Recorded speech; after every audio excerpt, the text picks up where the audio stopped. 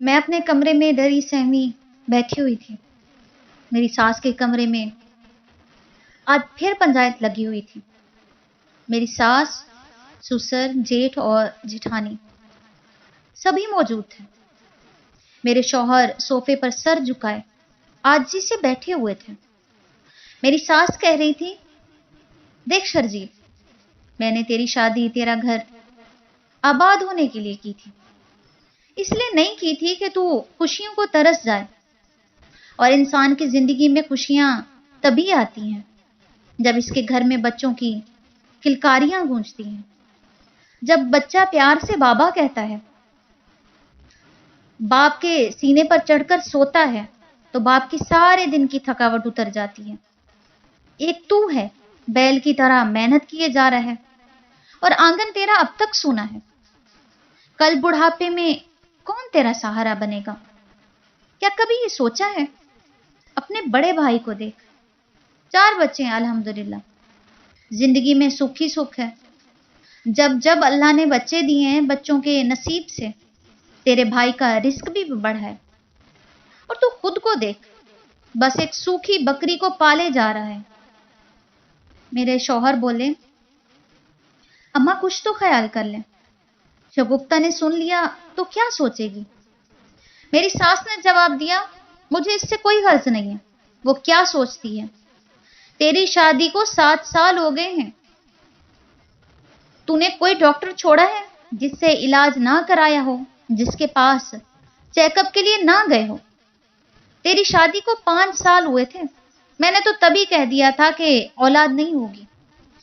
15-20 سال بعد اگر ہوئی تو کسی معجزے سے کم نہیں ہوگی۔ یہ 2 سال بھی میں تیری ضد پر خاموش رہی، مگر پتر اب 7 سال گزر چکے ہیں، اولاد کے لیے بندہ کیا کیا جتن نہیں کرتا، اور اگر تو دوسری شادی کر لے گا تو کون سی قیامت آ جائے گی؟ پھر وہ میرے سسر سے مخاطب ہو کر بولی، شرجیل کے ابا، آپ کیوں خاموش ہیں؟ کچھ کہتے کیوں نہیں؟ میرے سسر نے بیوی کی تائید کرتے ہوئے کہا، دیکھو بیٹا، میرا خیال ہے تمہاری اماں ٹھیک کہہ رہی ہے۔ میری ساس نے کہا، بس فائنل ہو گیا، میں فیصلہ کر چکی ہوں، میں آج ہی اپنی بہن سے بات کرتی ہوں۔ یہ سن کر میرے شوہر کھڑے ہو گئے اور بولے، اماں آپ کو جلدی کیا ہے؟ کیوں آپ ہتھیلی پر سرسوں جمانا چاہتی ہیں؟ میری ساس نے کہا، پتر تیری زندگی کے 7 سال ضائع ہو چکے ہیں، پہلے ہی بہت دیر ہو چکی ہے، اوپر سے تو ہتھیلی اور سرسوں کی باتیں کر رہا ہے۔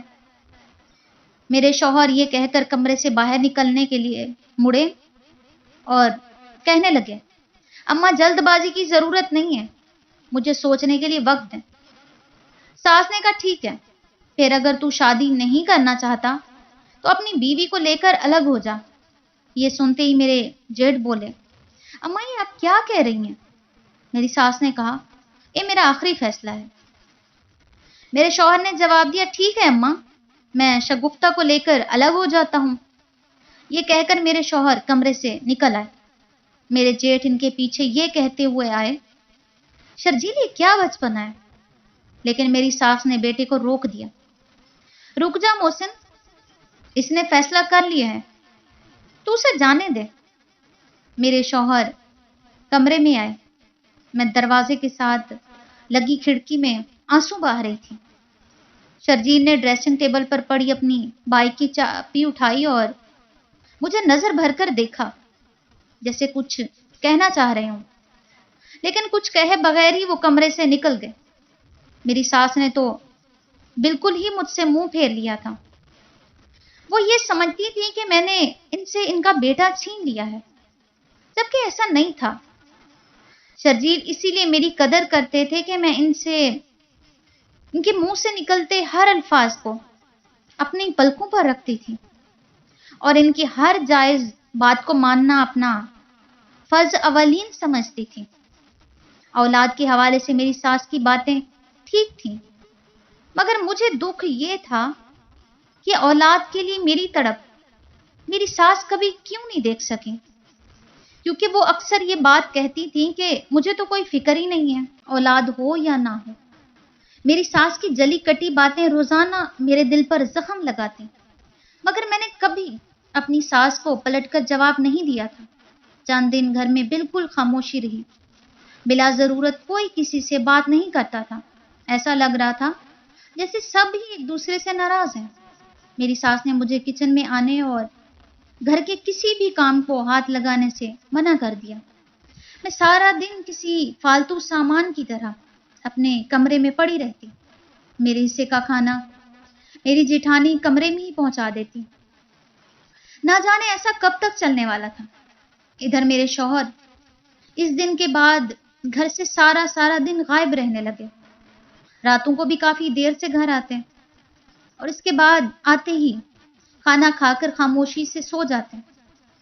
ان کی پریشانی ان کے چہرے پر لکھی ہوئی تھی، اس لیے مجھے ان سے کچھ بھی پوچھنے کی ہمت نہ ہوئی۔ اس طرح ایک ہفتہ گزر گیا۔ ایک دن میرے شوہر ڈیوٹی سے جلدی گھر آ گئے اور مجھے کہنے لگے، شگفتہ اپنے سامان کی پیکنگ کر لو۔ کئی دن کی تلاش کے بعد مجھے بہت اچھا مکان کرائے پر مل گیا ہے۔ پچھلے ایک ہفتے سے میرے شوہر ڈیوٹی سے مکان کی تلاش میں مارے پھر رہے تھے، اس لیے وہ گھر بھی لیٹ آ رہے تھے۔ یہ خبر گھر والوں تک پہنچی تو گھر میں پہلے ہی سناٹا چھایا ہوا تھا، مزید سناٹا چھا گیا۔ میری ساس بیٹے سے کوئی بات کرنے کے لیے تیار ہی نہیں تھی، جبکہ میرے سسر نے بیٹے سے اپنا ارادہ بدلنے کے لیے کہا، مگر میرے شوہر نے کہا، ابو میرا خیال ہے کچھ وقت کے لیے فاصلہ کر لیں تاکہ غلط فہمیاں ختم ہو سکیں۔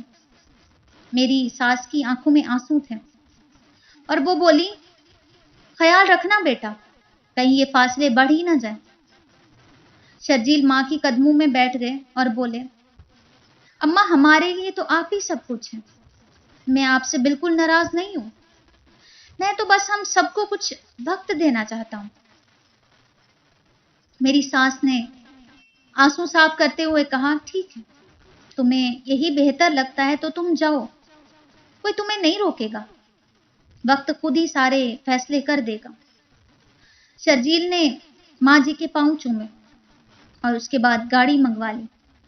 گھر والوں سے اجازت لے کر ہم زندگی کے نئے سفر کے لیے نکلے۔ بس میری ساس مجھ سے سخت ناراض تھی، وہ مجھ سے نہ ملی بلکہ مجھے دیکھ کر منہ پھیر لیا۔ ساس کی ناراضگی بہت سخت تھی۔ میں اس دعا کے ساتھ گھر سے نکلی کہ اللہ میری گود بھر دے اور میری ساس کی ناراضگی ختم ہو جائے۔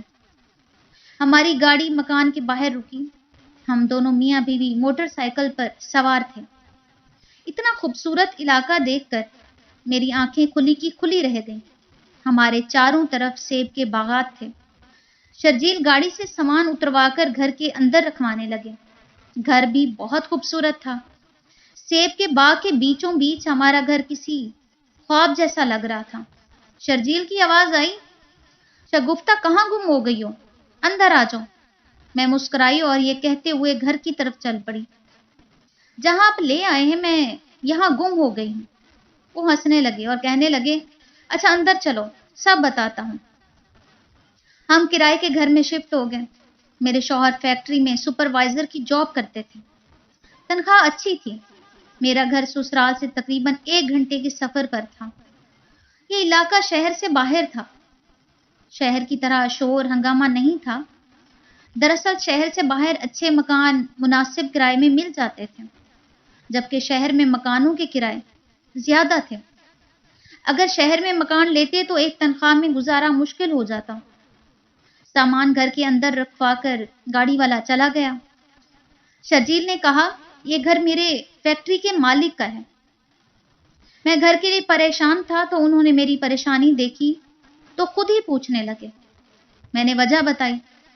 بس اسی شام وہ مجھے لے کر یہاں آ گئے۔ پوچھا، یہاں رہ لو گے؟ جگہ تو مجھے بہت پسند آئی، مگر میں نے سمجھا کہ لوکیشن اچھی ہے تو کرایہ بھی زیادہ ہوگا۔ تو وہ کہنے لگے، یہ سیب کے باغات انہی کے ہیں، ان کا یہ گھر برسوں سے خالی پڑا ہے۔ وہ کہہ رہے تھے کہ یہاں رہو گے تو میرے باغات کی دیکھ بھال بھی ہو جائے گی۔ آخر میں نے کسی کو تو یہ گھر دینا ہے तो तुम ही रह लो, बेशक किराया ना देना। मगर मैंने फौरन हामी भर ली और कहा कि जितना किराया दे सकता हूं दूंगा और बागात की देखभाल भी करूंगा। बस मेरा सेठ खुश हो गया और इसकी मुश्किल भी हल होगी और हमारी भी। अभी हम इतने में बातें कर रहे थे कि दरवाजे पर दस्तक हुई। शर्जील ने दरवाजा खोला। बाहर 18-19 साल की सांवली लड़की खड़ी थी और इसके साथ एक बूढ़ी औरत भी थी। वो अंदर आई। उन्होंने मुझे सलाम किया। शर्जील ने कहा, शगुफ्ता, आबादी ज्यादा दूर नहीं है। ये मासी रुकैया और इनकी बेटी है। मेहनत मजदूरी करके गुजारा करती हैं। मैंने तुम्हारी मदद के लिए उन्हें बुलाया है। घर की सफाई और सेटिंग में ये तुम्हारी मदद करेंगी। मैंने कहा, जी ठीक है। हमने काम करने के लिए कमर कस ली। कोठी नुमा 3 कमरों पर मुश्तमिल खूबसूरत मकान था। मकान चूंकि काफी अरसे से बंद था, इसीलिए काफी गंदा हो रहा था। हमने पूरे घर की सफाई की, फर्नीचर सेट किया। मासी रुकैया की बेटी ने सबके लिए खाना तैयार किया। इसका नाम काजल था। मैंने मासी रुकैया से पूछा, मासी, आपने किससे मुतासिर होकर अपनी बेटी का नाम काजल रखा था? मासी रुकैया बोली, इसकी सांवली रंगत से। मैंने कहका लगाकर कहा, मासी रुकैया की बेटी हल्के सांवले रंग की जरूर थी, मगर बहुत खूबसूरत और पुरकशिश थी। सांवली रंगत पर हल्के ब्राउन कलर की आंखें दिल के आर पार महसूस हो रही थी। मैंने कहा, मासी, सच कहूं तो तुम्हारी बेटी बहुत खूबसूरत है। अगर इसका नाम रानी मुखर्जी भी रखती तो इस पर नाम भी खूब सजता। मासी रुकैया बोली, पुत्र, मेरी बेटी तो रानी है। काजल इसका नाम इसीलिए रखा है कि किसी की नजर ना लगे। मेरे शौहर घर नहीं थे। वो कहकर गए थे कि वो खाना बाहर ही खा लेंगे और शाम में घर आएंगे। हम खाना खाने लगे। मैंने 2-3 बार काजल को बड़े गौर से देखा, तो इसने भी महसूस किया। सांवली रंगत में इतनी पुरकशिश मैंने आज से पहले नहीं देखी थी। मासी रुकैया भी एक खूबसूरत औरत थी। काजल उनकी मुशाहबत थी बिल्कुल, लेकिन मां की रंगत थोड़ी साफ थी। इसकी मां का रंग गोरा था। इसने लहंगा चोली पहना हुआ था। इसकी मां के मुताबिक उसे लहंगा इस कदर पसंद है कि वो आम दिनों में भी लहंगा चोली पहनती है। मुझे महसूस हुआ है शायद मैं ज्यादा ही इसके बारे में सोच रही हूँ। मैंने अपने ख्याल को झटक दिया और खाना खाने में मसरूफ हो गई। खाने के बाद मासी रुकैया ने वापसी की इजाजत चाही, मगर हम सब इतने थके हुए थे कि मैंने उन्हें रोक लिया और बोली, आप यहीं आराम कर लें। शाम को शर्जील आएंगे तो वो आपको घर पहुंचा देंगे। मासी रुकैया मान गई। हम सब आराम के लिए लेटे और हमारी आंख लग गई। मगरिब से कुछ देर पहले शर्जील घर आ गए। हम सब बेखबर सो रहे थे। दरवाजे की घंटी बार बार बजने लगी। इसके बाद काजल उठी और इसने जल्दी से दरवाजा खोला। शर्जील अंदर आए और उन्होंने मुझे हिलाया तो मैं उठ बैठी। मासी रुकैया भी उठ चुकी थी। शर्जील बोले, शगुफ्ता, मगरिब होने वाली है। मासी उठ खड़ी हो गई, बोली, बेटा, पहले हमें घर पहुंचा दो। तुम्हारी बीवी बहुत अच्छी है। इसने हमें रोक लिया। काम करके वैसे भी हम थक गए थे। इसने कहा, यहीं आराम कर लें, शाम में शर्जील छोड़ आएंगे। चलो बेटा, शाम हो रही है, हमें छोड़ आओ। शर्जील ने कहा, ठीक है, आप चले मासी। मासी रुकैया ने मुझे अलविदा कहा और चली गई। ये इलाका बहुत खूबसूरत था, खास तौर पर यह जगह। ज्यादा आबादी नहीं थी। दूर दूर डेरे बने हुए थे। कई की एकड़ पर फैला बागात का ये सिलसिला निहायत ही खूबसूरती का मंजर पेश करता रहा। शर्जील सुबह नाश्ते के बाद फैक्ट्री चले जाते। मैं घर के काम खत्म करती और बाग में आ जाती। तन्हाई में परिंदों की आवाजें सुनना बहुत अच्छा लगता था। मैं काफी वक्त उन्हीं बागात में गुजारती। अब तो शर्जील भी कहने लगे थे कि तुम्हें ये जगह कुछ ज्यादा ही पसंद आ गई है। ससुराल में थी तो बड़ी फैमिली में घर के काम काज में वक्त गुजर जाता, पता ही नहीं चलता था। मगर यहाँ आने के बाद हम दो लोगों के काम ही कितने होते थे। शर्जील के घर वापस आने तक मैं शदीद तन्हाई का शिकार रहती, 5 वक्त नमाज अदा करती और अल्लाह से रो रो कर औलाद मांगती। यकीनन औलाद जैसी नेमत इस दुनिया में और कोई नहीं है। एक दिन मैं बाग में सैर कर रही थी, या ये कहें कि वक्त गुजारने की कोशिश कर रही थी। अचानक मुझे छोटे से बच्चे के रोने की आवाज आई। मैंने इधर उधर देखा, करीब तो कुछ नहीं था। आवाज की सिमत चल पड़ी। शायद बाग में कोई आया हुआ था। फैक्ट्री का मालिक भी यही कहता था कि बागात की देखभाल करने वाला कोई नहीं है, इसलिए लोग आ जाते हैं, दरख्तों को भी नुकसान पहुंचाते हैं और फल भी चोरी करके ले जाते हैं। थोड़ी दूर गई तो देखा एक बहुत खूबसूरत बच्चा सफेद चादर में लिपटा जमीन पर पड़ा हुआ था, मगर इर्द गिर्द कोई नहीं था। बच्चा बहुत रो रहा था, लेकिन मेरी हिम्मत नहीं हो रही थी कि मैं आगे बढ़कर उसे उठाऊं।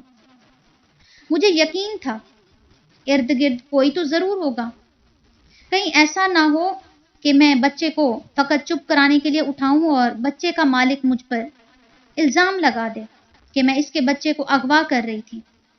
थोड़ी देर तो मैं एक दरख्त की आड़ में खड़ी होकर बच्चे को देखती रही, फिर मुझसे रहा ना गया। मैं डरते डरते आगे बढ़ी। मैंने बच्चे को गोद में उठा लिया। इधर उधर देखती रही कि शायद कोई आ जाए, मगर कोई नहीं आया। बच्चे को लेकर आहिस्ता आहिस्ता चल पड़ी, मगर कोई नहीं आया। कोई बच्चे को यहां छोड़ गया था। मैं डरते डरते घर की तरफ चली जा रही थी, लेकिन फिर भी देखा कोई नहीं आया। उसके बाद तेज तेज कदम उठाए घर की तरफ बढ़ी। मैं घर के अंदर दाखिल हुई, दरवाजा बंद किया, अपने कमरे में आ गई। मैंने बच्चा बेड पर लिटाया, वो खामोश हो गया था, अपनी मोटी मोटी आंखों से मुझे देख रहा था। बच्चे की उम्र 5 से 6 माह होगी। इतना खूबसूरत बच्चा कोई कैसे बाग में अकेला छोड़ सकता था? जहन में तरह तरह के सवाल आ रहे थे। बच्चा दोबारा रोने लग गया। मैं क्या करती? मेरे पास तो फीडर भी नहीं था।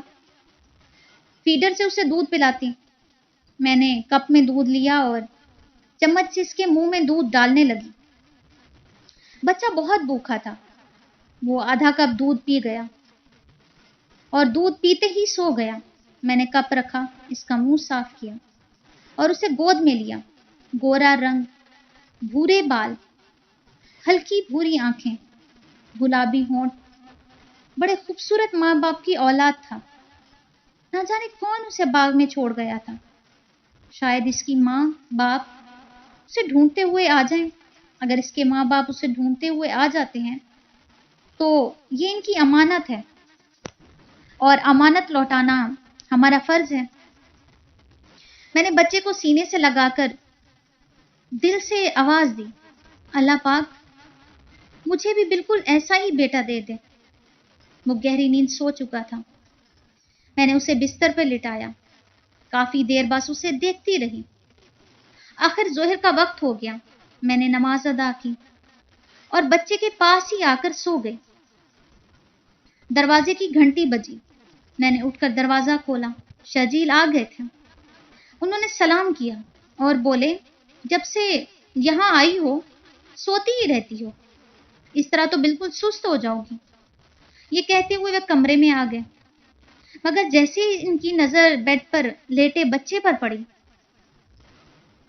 वो अचानक से हैरान होकर बोले, ये बच्चा किसका है? मैंने कहा, नहीं मालूम। उन्होंने हैरत से मेरी तरफ देखा और बोले, क्या मतलब नहीं मालूम?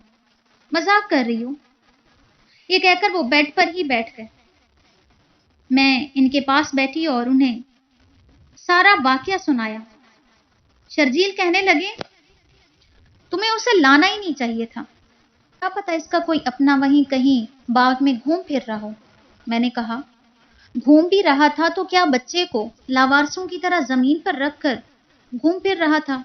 मैंने काफी देर इंतजार किया कि शायद कोई आ जाए, मगर कोई नहीं आया। तब मैं उसे लेकर घर आई। अगर कोई उसे ढूंढते हुए कोई हमारे घर आ भी गया तो उसके हवाले कर देंगे। मेरे शौहर ने मेरी तरफ देखा और खामोश हो गए। ना जाने इस बच्चे की माँ ने इसका क्या नाम रखा होगा, मगर मैंने इसका नाम अहमद रखा। घर में बच्चे की मौजूदगी मेरी जिंदगी में चार चांद लगा रही थी। मुझे पहली बार इल्म हुआ कि औलाद जिंदगी में कितनी बड़ी नेमत है। शर्जील भी बच्चे की मौजूदगी से खुश थे, मगर वो थोड़ा डरे हुए थे कि ना जाने ये बच्चा किसका है। वो मुझे भी बार बार ये याद दिलाते और कहते कि शगुफ्ता, हमें नहीं मालूम ये बच्चा कौन है। कल को इसके वली वारिस उसे तलाश करते हुए आ गए तो हमें इस बच्चे को उन्हें वापस करना पड़ेगा। लिहाजा इसके साथ इस कदर मानूस मत हो जाना।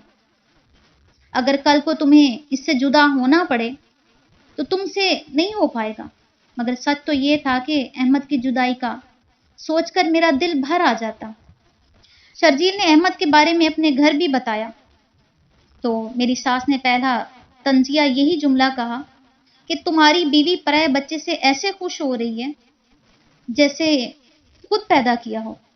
कल को उसे लेने वाले आ गए तो क्या करोगे? अपना तो खिलौना भी कोई किसी को नहीं देता, तो फिर तो जीता जागता बच्चा है ये, सांस लेता हुआ बच्चा। बहरहाल मैंने अपना दिल मजबूत कर रखा था और अहमद की परवरिश अमानत के तौर पर ही कर रही थी। मगर जाहिर है मेरी अपनी गोद खाली थी, इसलिए मुझे इससे खास मोहब्बत सी हो गई थी। अहमद 1 साल का हो गया था, मगर उसे लेने कोई नहीं आया। एक दिन शर्जील की फैक्ट्री जाने के बाद मैंने घर का काम काज खत्म किया और अहमद को लेकर बाग में निकल आई। दिन के तकरीबन 12 बज रहे थे। शर्जील घर वापस आ गए। वो अपने कमरे में लेट गए। मैं अगर घर पर ना होती तो उन्हें पता होता था कि मैं बाग में ही होंगी, क्योंकि बाग के अलावा मैं कहीं नहीं जाती थी। शर्जील अपने बेड पर लेटे हुए थे कि कमरे में काजल चली आई। इसने शर्जील को सलाम किया। काजल की आवाज सुनकर शर्जील हर बड़ा आकर उठ बैठे। शर्जील ने कहा, खैरियत है काजल, तुम यहाँ कैसे आई हो? वो बोली, बस वैसे ही साहब, मैंने सोचा शगुफ्ता बीवी को कोई काम होगा तो इनकी मदद कराने आई हूँ।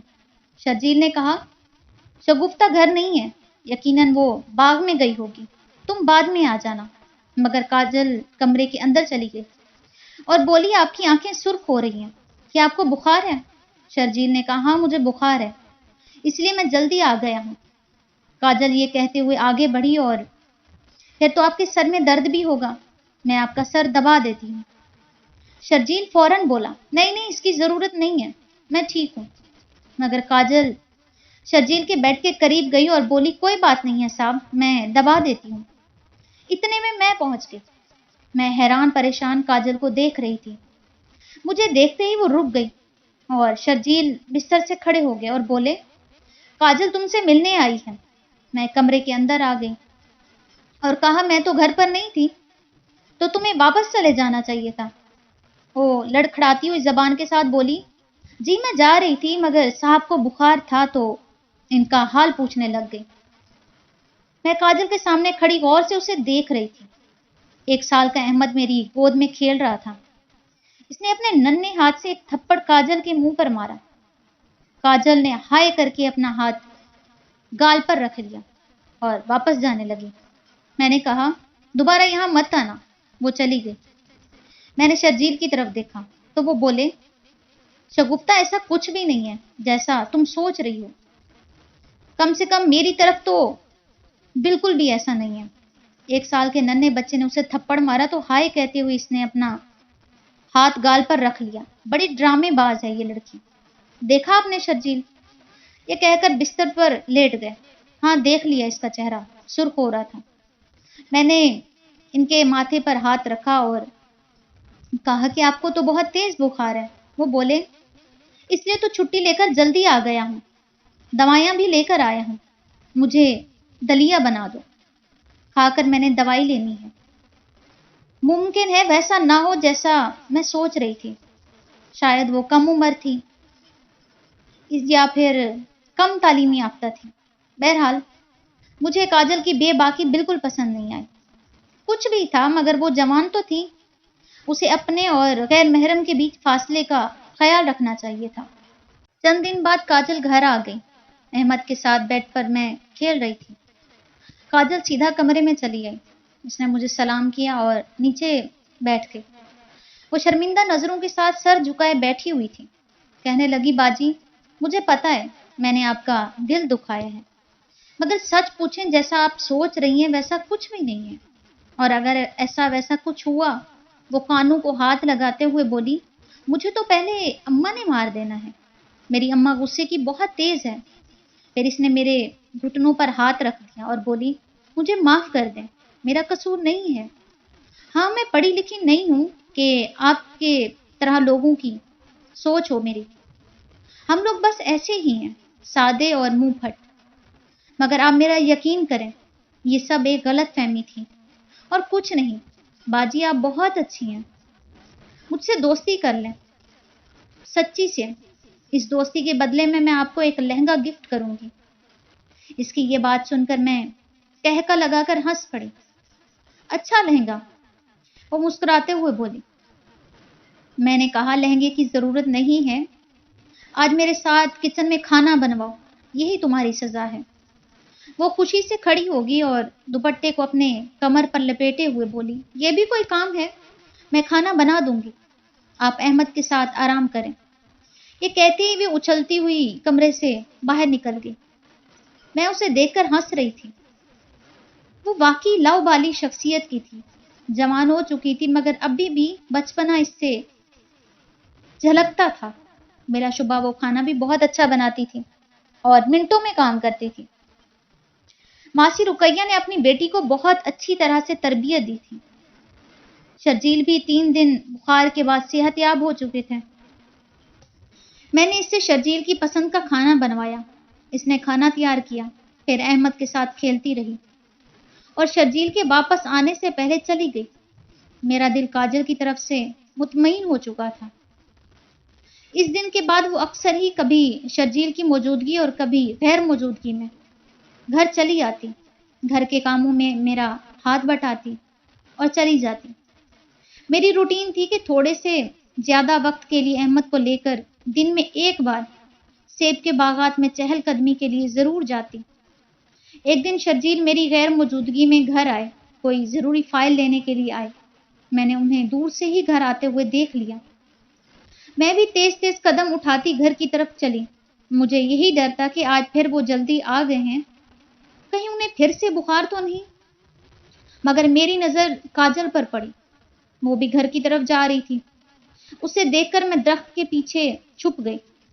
وہ گھر کے اندر داخل ہوئی. میں نے احمد کو گود میں اٹھایا اور تیز تیز قدم اٹھائی گھر کی طرف چلی. دروازے سے اندر داخل ہوئی.